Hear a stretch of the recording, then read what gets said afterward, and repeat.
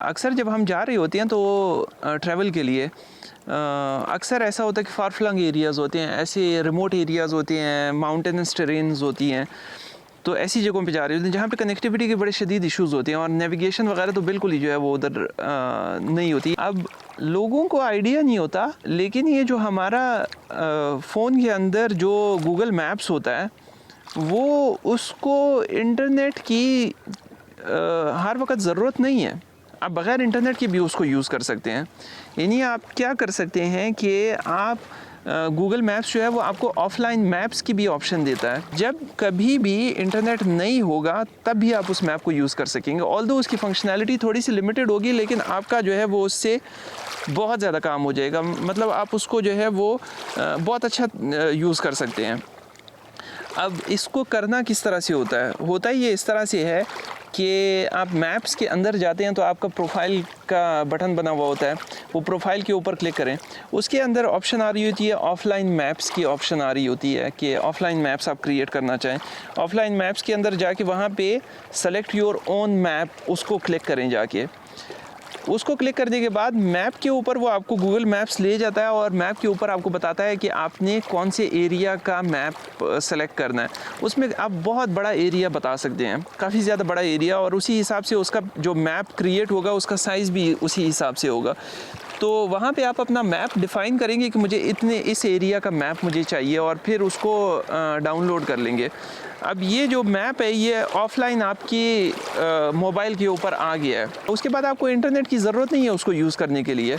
जब भी जो है वो आप कहीं पे किसी ऐसी जगह पे गए हैं जहाँ पे इंटरनेट कनेक्टिविटी नहीं है, आप सिर्फ अपना जीपीएस ऑन करें और वो आप उस मैप को यूज़ कर सकते हैं। वो मैप जो है वो बिल्कुल सही काम करेगा। ये जो ऑफ़लाइन मैप्स की मैं बात कर रहा था कि फुल फ्लैश फंक्शनैलिटी उसके अंदर नहीं होती है, वो जो फ़र्क होता है वो ये होता है कि रियल टाइम आपको ये रूट्स जो हैं वो नहीं बता रहा होता।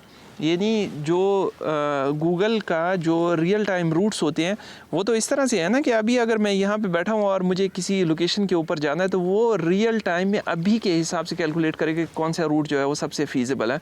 लेकिन ऑफ़लाइन मैप्स में उसकी हिस्ट्री में जो सबसे बेस्ट रूट जो है वो सेव हुआ है, उसी को वो सेलेक्ट करेगा। इसलिए ऑफ़लाइन मैप्स के साथ आपने जो है वो जो एक चीज़ करनी है वो ये है कि जब आप ऑफ़लाइन मैप्स यूज़ कर रहे हैं, आपने किसी जो है वो ऐसे ट्रिप के ऊपर जाना है, तो ट्रिप से बिल्कुल पहले आप अपने जितने भी ऑफ़लाइन मैप्स होते हैं उनको रिफ़्रेश कर दें ताकि उनके अंदर बिल्कुल फ्रेश डेटा आए।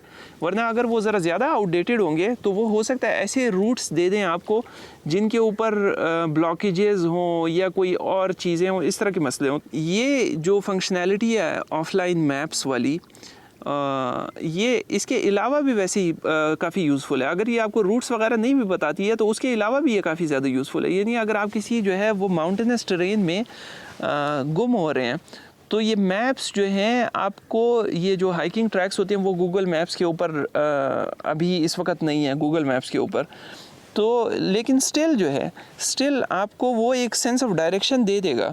यानी मैप के ऊपर जो है वो आपको बड़े बड़ी माइलस्टोन्स नज़र आ रहे होंगे आगे पीछे जिनकी तरफ आपने जाना होगा, तो वो एक कंपस की तरह का काम भी आपको ये कर देगा कि आप जो है वो सीधे तरफ जा रहे हैं। आप ये तो नहीं है कि जहाँ पे आप जाना चाह रहे हैं उससे बिल्कुल उल्टी साइड पे जा रहे हैं, कहीं पे जा रहे हैं, तो उन चीज़ों में जो है वो आपको हेल्प आउट करेगा काफ़ी ज़्यादा।